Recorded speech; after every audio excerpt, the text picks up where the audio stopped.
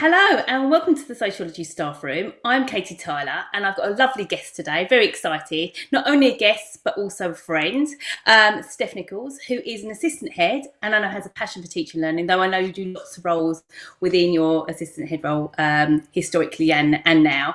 And currently you are also a team manager for TM Icons, so those people that might be familiar with that. Obviously you host not only the sociology or host but organise behind the scenes sociology, history, English, maths, and so on and so on. So first of all, thank you for spending your afternoon with me.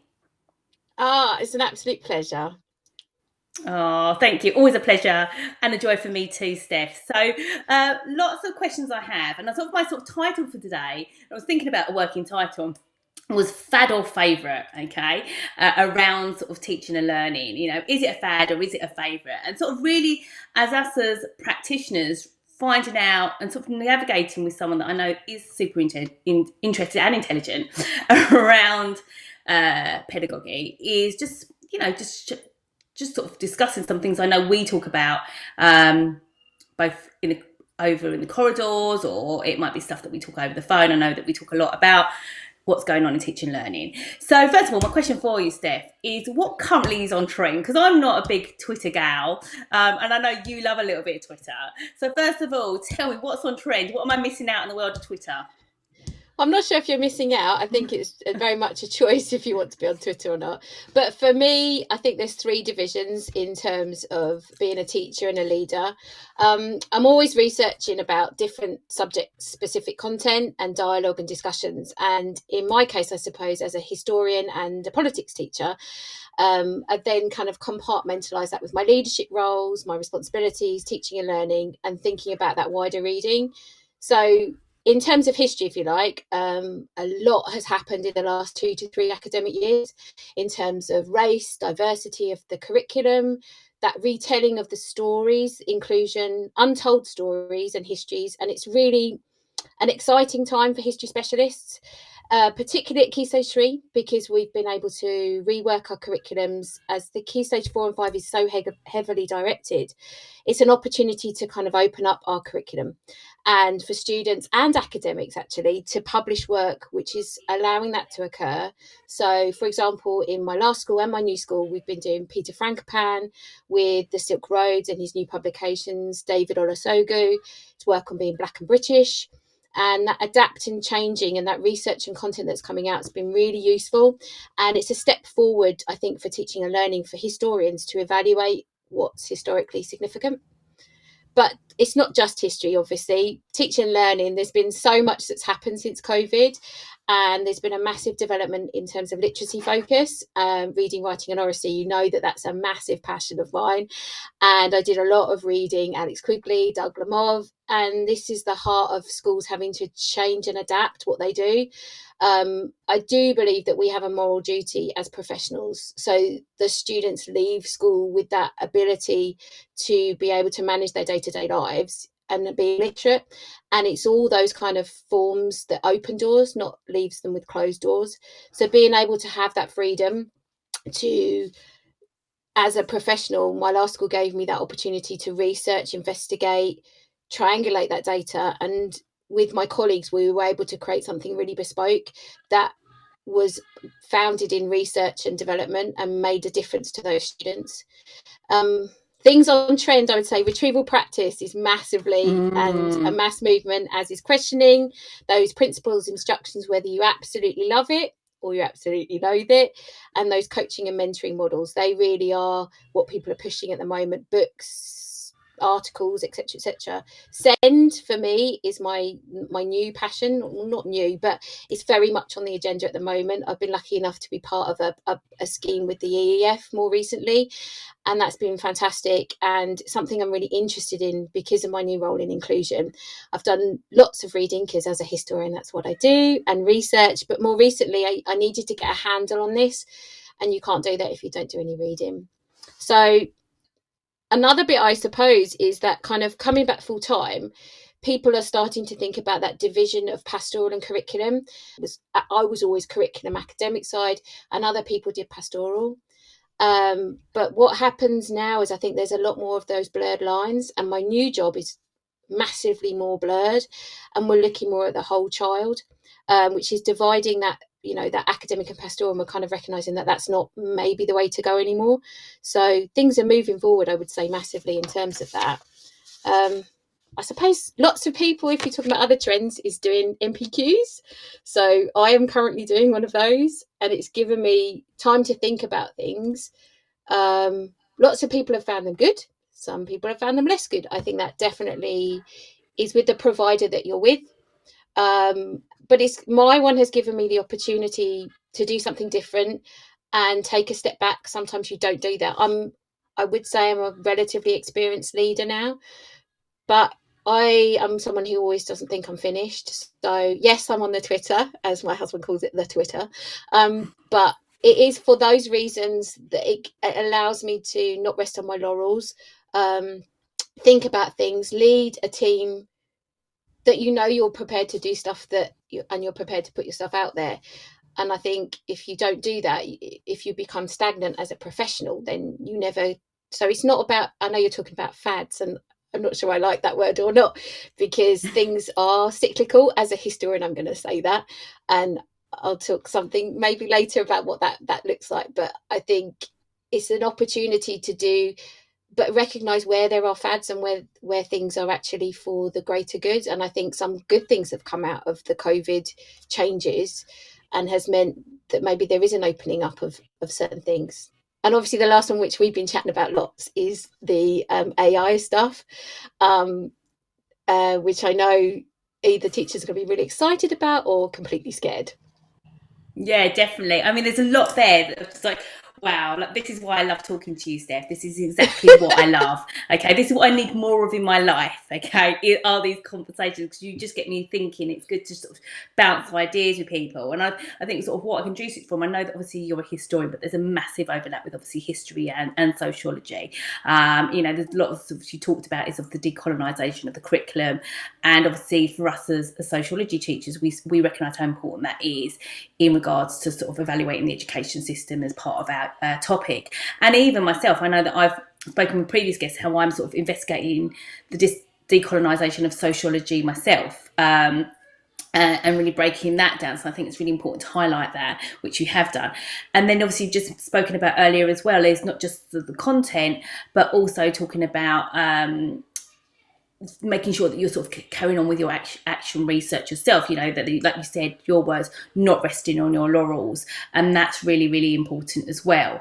And obviously you talked about the things that are very important at the moment within teaching, and like you used the word cyclical, we know that sort of retrieval practice and modelling has been something that's been done historically, and then maybe it's gone to the wayside and then come back in, and so maybe it's something we'll ask in a minute about, is it a fad or is it a favourite? If it's something that works, we might forget about it and it doesn't become part of our arsenal as such, and then it comes back in.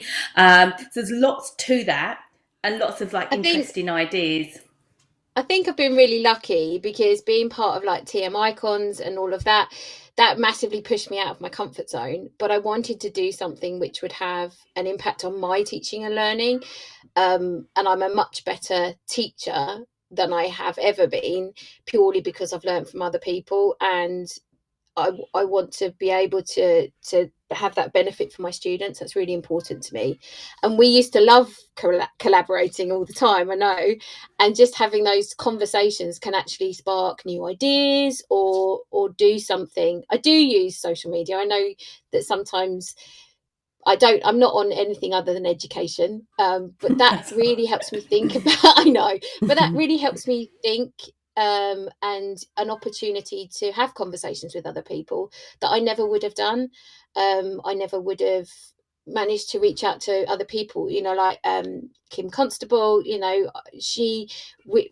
it's really lovely to have different conversations, not just with fellow historians, but with politics, with geographers, when we had something at the week, and that was really exciting, and not just subject specific.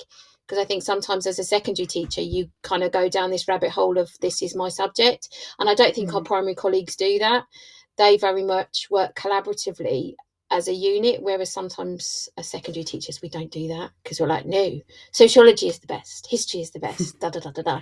And you kind of obviously keep it sociology is the best, but obviously, you know how I feel yes. about that.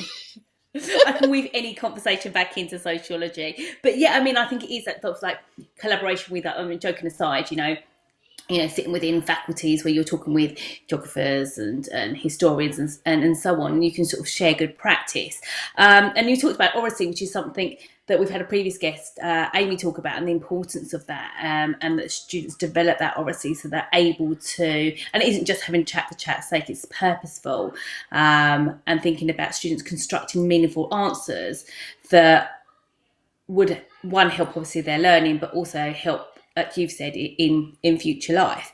So sort of taking a segue into sort of thinking about this sort of, I know you didn't like the word fad or favourite, I know, but I was trying to think of a catchy title for today, and I think Duncan would appreciate a fad favourite title. But how do we distinguish, particularly, I suppose, there's a couple of people that may or may not feel like, oh, here we go again. You've maybe got the more experienced teacher who has seen that secular movement come in and are like, look, we tried it the first time, it didn't work the second time, or the third time, potentially, depending how old you are in the teaching profession. And also you've got these sort of ECTs that are like, whoa, there's a lot here. How do we distinguish? Like, how? So there's two different audiences, and then you've got people probably like myself and you who are like, there's so many exciting stuff, what should we do first? Which I suppose is a third audience, this sort of over me, I can only talk about myself, but maybe over enthusiastic, and then how do we know what to pursue?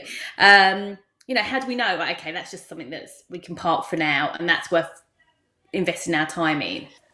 I think for me, it is really hard. But I was lucky, I suppose, in my early career. I was guided by some really great colleagues, and they were quite honest and open with us. So my NQT back in the day, head of department, really hammered home, like, there's loads of stuff going on. So when in 2005 I started teaching, it was all about de Bono's hats and learning styles. And now obviously everybody has debunked and sort of this outrageous, ridiculous. And actually he really said to us when we were together as NQTs, it was about getting the basics right. So the basics that you then have the building blocks.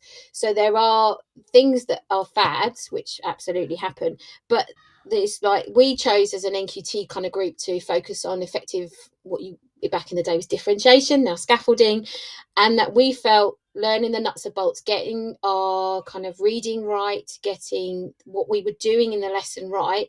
Ultimately, when I introduced that at our old school, at how getting the nuts and bolts, sometimes fads can come and go, but it's really about taking that kind of decision as an older member of staff, looking at impact for me. Or as our friend said, does it make the boat go faster? So if it impacts on the students, their learning, their outcomes and their skills, if you can't answer that question, that it has an impact on their learning, on what their outcomes ultimately will be, then probably it's a fad and something that someone's making some money out of in terms of a book, or there are opportunities that teachers who don't want to be teachers anymore are trying to sell you something. So it's kind of wading Very through diplomatic. Oh, I've lost my earphone. Hang on. So it's then been just, about what actually benefits you, and it's kind of wading through your context as well, because it's lovely to say that you could pick something up and go, do you know what, that's perfect for my students, when actually, the context of my new school is massively different to the context that I was previously in, and I've had to change and adapt my lessons massively, and realizing that things that would have worked there absolutely won't work here. And it's I think it's very hard for ECTs, particularly ECT1, ECT2 and early careers teachers.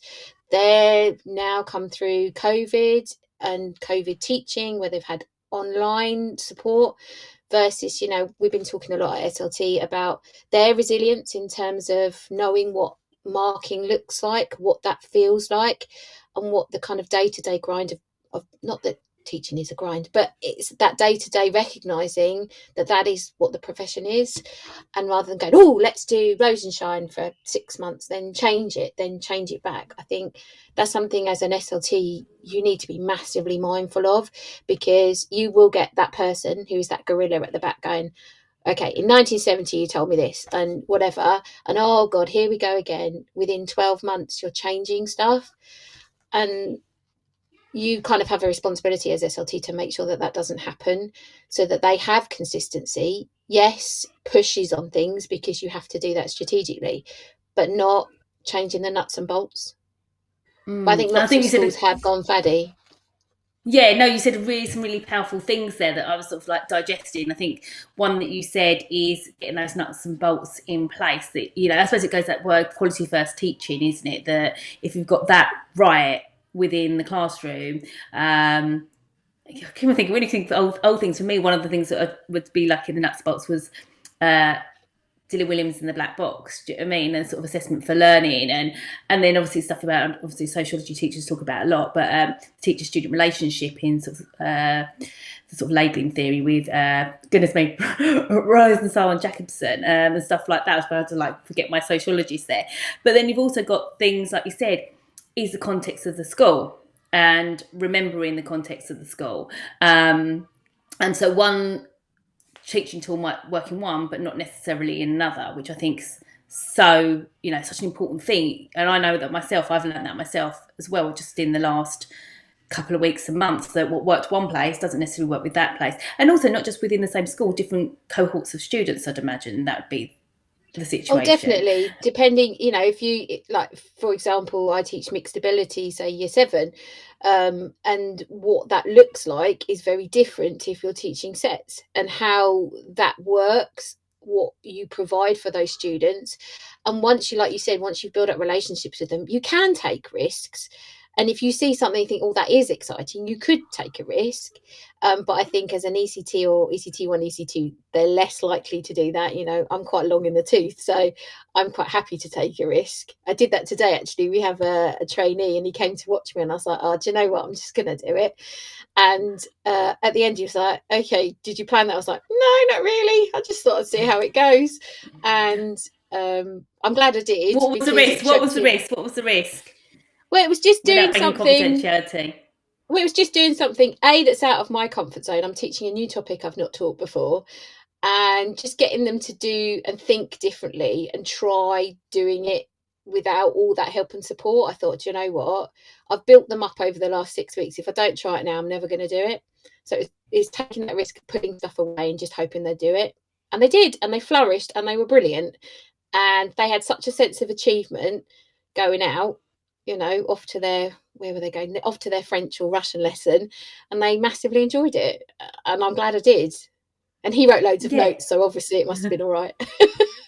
And that's the thing, I think it's like trying those risks, but with groups, you know, that wouldn't be totally freaked out by that and would disrupt their learning. And then it goes back to the first thing you said was, well, what's the value? You know, I think you sort of used the analogy of the boat, but basically, at the end of the day, if it's not going to be beneficial to students, maybe you shouldn't be doing that at all. So I'm conscious of your time, and I know that I've got lots of questions here, but one I want to sort of ask you is, what's been in your toolbox, Steph, since day one?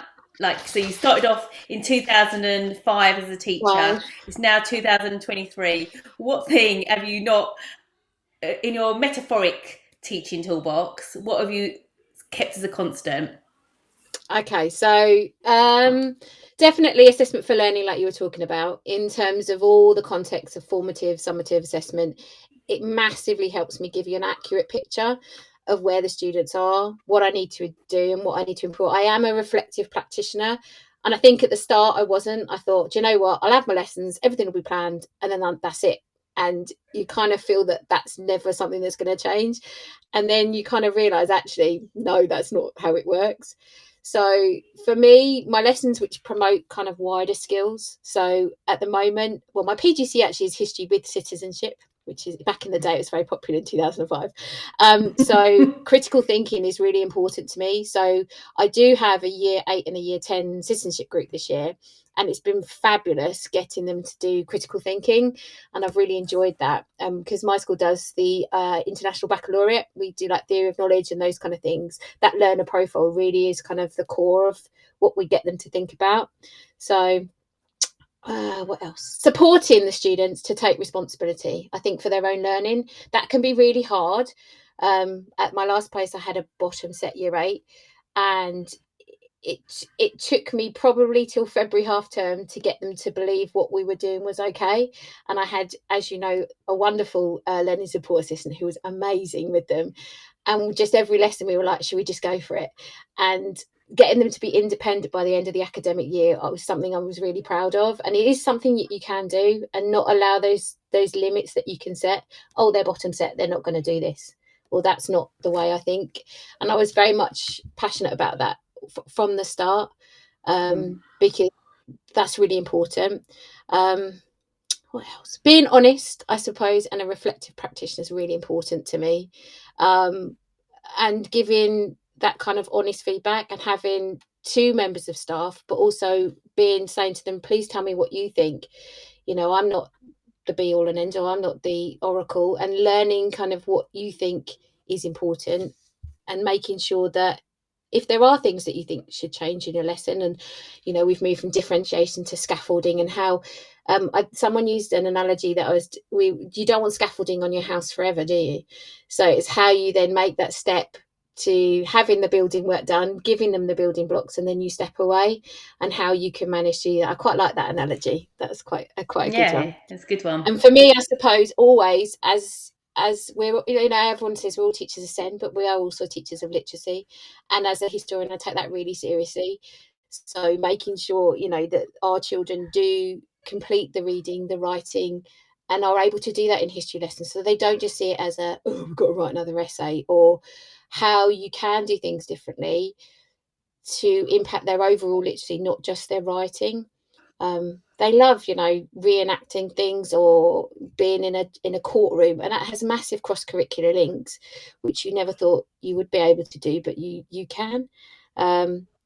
One thing, I suppose, for me, which I encourage all my ECTs to do, was teach without technology. I know that sounds mad, and we all love technology, and I'm really grateful for what technology can do.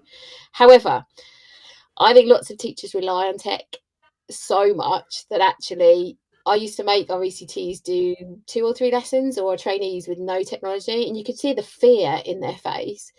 But, we had an occasion not long ago where our whole network went down. So we literally had to teach without it. And I think some teachers had a heart attack. Well, I absolutely loved it. I thought it was brilliant. It teaches you resilience, to be adaptive, etc., etc. Or, everyone loves a visualizer. Well, 25 years ago, we had an OHP, and that's a visualizer. So we actually found in the history cupboard an OHP and gave it a go. Wheeled it in. But it does work, and it can work. And it's just about finding things that are, like I said, your building blocks, and then changing and adapting as you go through. Like 2005 seems such a long time ago, which it definitely is. But I learned a lot from my first school about student relationships. And I think for me, that's one of my biggest takeaways. They're really important in terms of allowing your students to do what you need them to do, but giving them your trust, and saying to them, I believe that you can and you will. And I suppose that's one of the things I always say: you can and you will, not you can't and you won't.